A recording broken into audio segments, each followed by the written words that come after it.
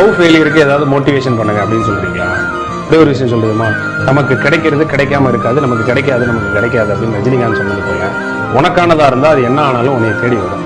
உனக்கான அது போகுது அப்படின்னு சொன்னா உனக்கானது அது இல்லை போல, அதனால அது போகுது. இன்னைக்கு உன்னை ஒருவேளை தேவைக்காக பயன்படுத்திட்டு கூட அந்த காதல் உன்னை விட்டு போயிருக்கலாம். ஆனா நிச்சயமா சொல்றேன், வாழ்நாள் முழுவதும் தேவைப்படக்கூடிய ஒரு ஆளு நீ. உன்னை அவங்க பாதியிலே விட்டுட்டு போனதால அவங்க தான் வருத்தப்படணும். அப்படிங்கிற அளவுக்கு நீ வாழ்ந்து காட்டு, அதுதான் ரொம்ப முக்கியம். புரியுதா உனக்கு? அப்படி அவங்க வருத்தப்பட வைக்கணுமா சார் அப்படின்னு சொன்னா, அப்படி வருத்தப்பட வைக்கிறதெல்லாம் அந்த வாழ்க்கையோட டேஸ்டே இருக்கு.